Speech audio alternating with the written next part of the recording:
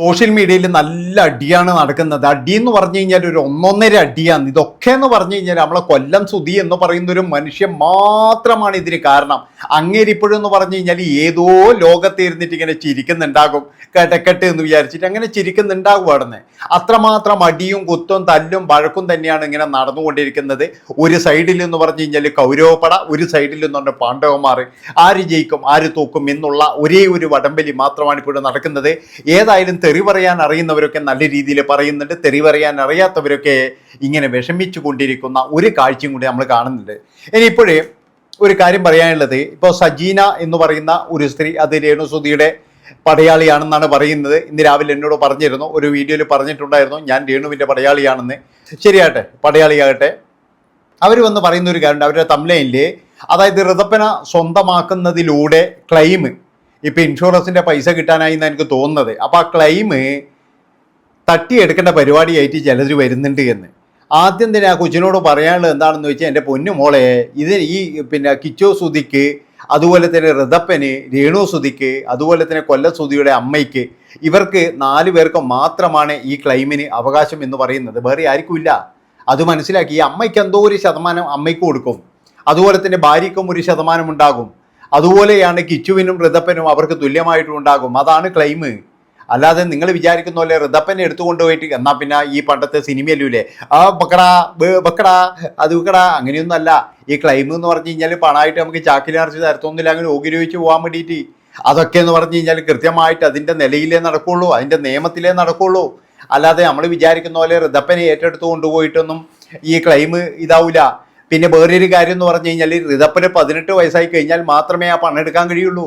അല്ലാതെ ഋതപ്പൻ്റെ പൈസയാന്ന് വിചാരിച്ചിട്ട് ആർക്കെങ്കിലും കൈയിട്ട് വാരാം എന്നുള്ള മോഹമുണ്ടെങ്കിൽ അത് ഇപ്പോൾ തന്നെ ആ വെള്ളം വാങ്ങിച്ചു വെച്ച് അതിൻ്റെ അകത്ത് വേറെ എന്തെങ്കിലും കടലിയോ പിണ്ണാക്കോ എന്തെങ്കിലും തിളപ്പിച്ചോ, അതാ നല്ലത്. അല്ലാതെ നിങ്ങൾ വിചാരിക്കുന്ന പോലെ ഇത് നാളെ തന്നെ എന്ന് പറഞ്ഞു കഴിഞ്ഞാൽ ഋതപ്പൻ്റെ കയ്യിലുള്ള പൈസ എടുത്തിട്ട് പൊട്ടടിക്കുക എന്നാൽ പിന്നെ അതല്ലേ നല്ലത്. അതൊന്നും നടക്കുന്ന കാര്യമില്ല. അയാൾക്ക് 18 വയസ്സായി കഴിഞ്ഞാൽ അയാൾക്ക് എന്ത് വേണമെങ്കിൽ ചെയ്യാം, അതാണ്. അല്ലാതെ അയാൾക്ക് 1 രൂപ അതിൻ്റെ അകത്ത് കിട്ടത്തില്ല. നിങ്ങളെന്താ വിചാരിക്കുന്നത്? ഈ ക്ലെയിം കിട്ടിക്കഴിഞ്ഞാൽ ഇത് മൊത്തം എടുത്തിട്ട് എന്ന് പറഞ്ഞു കഴിഞ്ഞാൽ ഇങ്ങനെ ഭാരിച്ചായിട്ട് ഓരോ കെട്ടെടുത്ത് കൊടുക്കുന്നു, അങ്ങനെയൊന്നുമല്ല.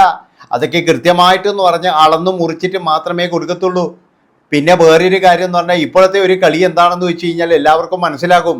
ആ പയ്യനെ എങ്ങനെയെങ്കിലും ഓടിച്ചിട്ട് ആ വീട് സ്വന്താക്കണം, അത്രയേ ഉള്ളൂ. അല്ലാതെ വേറെയൊന്നുമില്ല. ആ വീട് ഇനിയിപ്പോൾ ഋതപ്പൻ എന്ന് പറയുന്ന ഒരാൾക്ക്, ആ ഒരു കൊച്ചിന് മാത്രം കൊടുക്കണം. അതൊന്നും കൊടുക്കേണ്ട ആവശ്യമൊന്നുമില്ല. കാരണം എന്താ, ഇവർ 2 പേര് ജ്യേഷ്ഠന്മാരാണ്. ഇനി രേണുസുധി ഇതാ എൻ്റെ മകൻ്റെ അവകാശത്തിന് ആരുമില്ല എന്നൊക്കെ പറഞ്ഞു കഴിഞ്ഞാലും അതൊന്നും നടക്കാത്ത കാര്യമാണ്. കാരണം എന്താണെന്ന് വെച്ച് കഴിഞ്ഞാൽ, അവിടെയുള്ള നിങ്ങളുടെ അച്ഛനും അമ്മയ്ക്കും പിന്നെന്ന് പറഞ്ഞു കഴിഞ്ഞാൽ നിങ്ങളുടെ സിസ്റ്റർക്കും അതിനേക്കാൾ കൂടുതൽ അധികാരം എന്ന് പറഞ്ഞു കഴിഞ്ഞാൽ കൊല്ലം സുധിയുടെ, അതായത് കൊല്ലം സുധിയുടെ 2 മക്കളാണ് അവർ 2 അമ്മയാണെന്നേ ഉള്ളൂ. അവർ 2 പേരും കൊല്ലം സുധി എന്ന് പറയുന്നയാളുടെ മക്കളാണ്. അപ്പോൾ അതുകൊണ്ട് തന്നെ അവർക്ക് 2 പേർക്കും തന്നെയാണ് അധികാരം. അല്ലാതെ അവരെ അങ്ങോട്ട് പിരിച്ചു കൊണ്ടുപോയിട്ട് എൻ്റെ അധികാരം ഞാൻ ഇങ്ങനെ കൊടുത്തു, എൻ്റെ അധികാരം ഇങ്ങനെ, അതൊന്നും നടക്കുന്ന കാര്യമല്ല. അതൊക്കെ ഈ ചെറുക്കൻ വളർന്നു കഴിഞ്ഞാൽ ചിലപ്പോഴെന്ന് പറഞ്ഞാൽ അവൻ്റെ അച്ഛൻ്റെ വീട്ടിലേക്ക് പോകും, അച്ഛമ്മയെ തേടി പോകും, അതൊക്കെ ഉണ്ടാവും. അതുകൊണ്ട് പറയുകയാണ്, ആ പയ്യൻ ഇപ്പോഴും വലുതായി കഴിഞ്ഞാൽ ചിലപ്പോൾ അവൻ്റെ അച്ഛമ്മയെ തേടി പോകും, അതുപോലെ തന്നെ അവൻ്റെ സഹോദരനെ തേടി പോകും. അല്ലാതെ രേണു ഇവിടുന്ന് അധികാരമില്ല അവകാശമില്ല എന്നൊന്നും പറഞ്ഞാൽ 18 വയസ്സ് വരെ വേണമെങ്കിൽ നിങ്ങൾക്ക് ചിലപ്പോൾ പൂട്ടിയിടാൻ പറ്റും, അത് കഴിഞ്ഞാലൊന്നും പൂട്ടിയിടാൻ പറ്റൂല. അതുപോലെ തന്നെ എന്ന് പറഞ്ഞാൽ വേറൊരു കാര്യം കൂടി ഞാൻ പറയാം. രേണുവിൻ്റെ വീഡിയോയോ അല്ലെങ്കിൽ രേണുവിൻ്റെ ഈ കോപ്രായങ്ങളോ കാണാൻ എപ്പോഴെങ്കിലും അവൻ കണ്ടിട്ടുണ്ടെങ്കിൽ ആ നിമിഷം അവൻ അപ്പാടുന്ന് തന്നെ സലാം പറഞ്ഞിട്ട് ഒറ്റ പോക്കങ്ങ് പോവാറുണ്ട്. അത് കൃത്യമായിട്ട് പോകും. അതിലൊന്നും ഒരു സംശയവും വിചാരിക്കണ്ട. നിങ്ങൾ വിചാരിക്കുന്നതല്ലേ ഞാൻ വളർത്തുന്നതാണ്, അയ്യോ ഞാൻ തന്നെ ഉണ്ടാകും കൂടെ, അതുപോലെ തന്നെ എൻ്റെ കുടുംബക്കാർ മുഴുവൻ എന്നെ പറ്റിയിട്ട് വാദോരാതെ സംസാരിക്കും, അതൊന്നും ഉണ്ടാകാൻ പോകുന്നില്ല.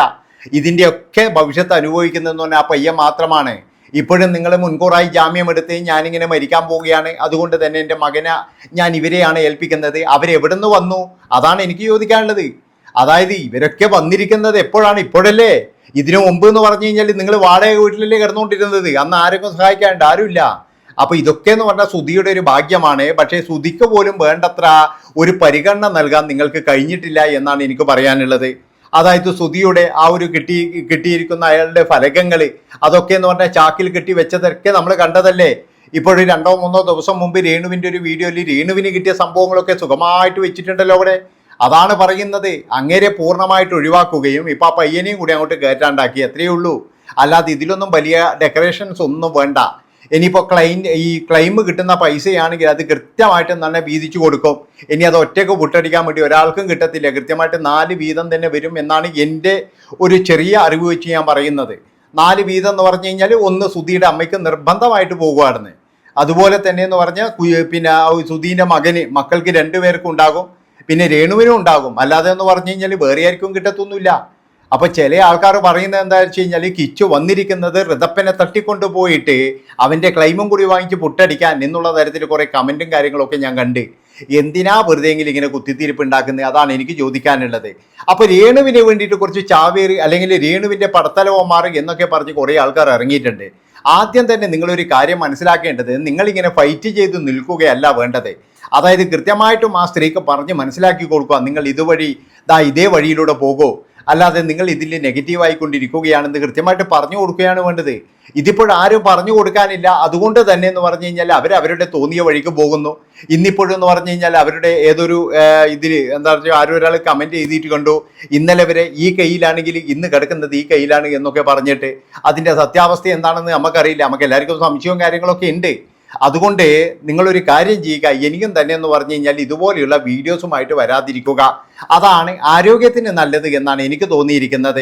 ഈ രേണുവിനോട് കുറച്ച് നാൾ മുമ്പ് ഒരു ഡോക്ടർ പറഞ്ഞതാണ്, ഇപ്പോഴെന്ന് പറഞ്ഞു കഴിഞ്ഞാൽ പോസിറ്റീവിലേക്ക് വന്നുകൊണ്ടിരിക്കുകയാണ്. പക്ഷേ രേണുവിൻ്റെ ഒരേ ഒരു കാര്യം മതി അത് നെഗറ്റീവിലേക്ക് പോകാൻ വേണ്ടിയിട്ട്, അതിനിടവരുത്തരുത് എന്ന് ആ ഡോക്ടർ എന്ന് പറഞ്ഞതാണ്. പക്ഷേ അതൊന്നും രേണുവിൻ്റെ ചെവി കൊണ്ടില്ല. രേണു പിന്നീട് എന്ന് പറഞ്ഞു കഴിഞ്ഞാൽ വീണ്ടും എങ്ങനെയെങ്കിലും ഒന്ന് നെഗറ്റീവ് ആകാൻ വേണ്ടി കാത്തിരിക്കുകയാണ്. ഇപ്പോഴും കുറേ കഥകളും അതുപോലെ തന്നെ എന്ന് പറഞ്ഞാൽ കരച്ചിലുകളും പിഴിച്ചിലുകളും ഇതൊക്കെയാണ്. പക്ഷെ നിങ്ങൾ വിചാരിക്കുന്ന പോലെയൊന്നല്ല. നിങ്ങൾ ശരിക്കും പറഞ്ഞു കഴിഞ്ഞാൽ ഒരു ക്യാൻസർ രോഗിയാണെങ്കിൽ നിങ്ങൾ അതിൻ്റേതായ ഗൗരവത്തോട് കൂടിയിട്ടിരിക്കുകയാണ് വേണ്ടത്. നിങ്ങൾ കോപ്രായം കളിക്കണമെന്ന് നമ്മൾ പറയുന്നില്ല. പക്ഷേ അതിനൊക്കെ എന്ന് പറഞ്ഞു കഴിഞ്ഞാൽ സോഷ്യൽ മീഡിയയിലൂടെയുള്ള വെല്ലുവിളികളും അതുപോലെ തന്നെ എന്ന് പറഞ്ഞാൽ മറ്റുള്ളവരെ താഴ്ത്തിക്കെട്ടാതിരിക്കുകയൊക്കെ ചെയ്യാവുന്നതാണ്. ആ പയ്യൻ അവൻ്റെ വഴിക്കങ്ങ് പോകുന്നുണ്ട്, പിന്നെ അവൻ്റെ പുറകെ പോയിട്ട് വെറുതെയെങ്കിലും അതിലുള്ള ഒരുപാട് ആൾക്കാരെയും കൊണ്ടുവന്ന് ഇപ്പോൾ ഇത്രയും പ്രശ്നമുണ്ടാക്കാനുള്ള കാരണം തന്നെ അതാണ്. ആ ഒരൊറ്റ ഇൻ്റർവ്യൂ കഴിഞ്ഞതിന് ശേഷം എന്താ ഇവൻ വരാത്തത് കൊണ്ട് വന്നപ്പോഴും നിങ്ങൾക്ക് ഇങ്ങനെയായി. അപ്പോൾ കൃത്യമായിട്ട് ഇതിൻ്റെ പുറകിലുള്ള അജണ്ട എന്താണെന്ന് എല്ലാവർക്കും മനസ്സിലായി. ഇന്നിപ്പോഴും ഋതപ്പൻ്റെ കാര്യം പറഞ്ഞപ്പോൾ വരെ, അതായത് ആർക്കും ഋതപ്പനിൽ അധികാരമില്ല. ഇനി ഈ കാര്യം കൂടി പറഞ്ഞു കഴിഞ്ഞാൽ ഋതപ്പനെ അവർ ഏറ്റെടുക്കൂല ഇപ്പോഴും. അതായത് അവർ പറയും ഇപ്പോഴെന്ന് പറഞ്ഞാൽ ആ ഒരു ക്ലെയിം കിട്ടുമല്ലോ, അതിൻ്റെ പൈസ കിട്ടുമല്ലോ എന്ന് ആലോചിച്ചിട്ട് ചില ആൾക്കാർ വരും. പക്ഷേ ആ പൈസ 18 വയസ്സ് കഴിഞ്ഞാൽ ആ പയ്യന് തന്നെയാണ് കിട്ടുക എന്നറിഞ്ഞു കഴിഞ്ഞാൽ പിന്നെ അതും കൈയൊഴിയും. അതുകൊണ്ടാണ് പറയുന്നത് അവന് ധൈര്യമായിട്ട് കയറി ചെല്ലാന്ന് പറഞ്ഞു കഴിഞ്ഞാൽ അവൻ്റെ അച്ഛൻ്റെ വീട് ഇഷ്ടംപോലെ ഉണ്ട്. അതുപോലെ തന്നെ എന്ന് പറഞ്ഞാൽ അവൻ്റെ ജ്യേഷ്ഠനുണ്ട്. ഇതിലേക്കാട്ടിയും ഒന്നുമില്ല, വേറെ ഒന്നുമില്ല. അതൊക്കെ 18 വയസ്സാകുമ്പോൾ ആ പയ്യൻ തന്നെ തിരഞ്ഞെടുക്കും ആ ഒരു വഴി. അല്ലാതെ എന്ന് പറഞ്ഞാൽ രേണുവിൻ്റെ എന്താ പറയുക 2 വീഡിയോസ് ആരെങ്കിലും അയച്ചു കൊടുത്താൽ മതി, അപ്പോൾ തന്നെ എന്ന് പറഞ്ഞാൽ ചെറുക്കൻ നേരെ തിരിയും. അത്രയേ ഉള്ളൂ. ഇപ്പം ബുദ്ധിയും കാര്യങ്ങളൊന്നും വരാനായില്ലല്ലോ. കുറച്ച് ബുദ്ധിയൊക്കെ വന്നു കഴിഞ്ഞാൽ ചിലപ്പോൾ രേണുവിനെയും പരസ്യവരയിൽ നിർത്തിക്കും. അത്രയേ ഉള്ളൂ. നന്ദി, നമസ്കാരം. അടുത്ത വീഡിയോ ആയിട്ട് വരട്ടെ. ആരും പോകരുത്.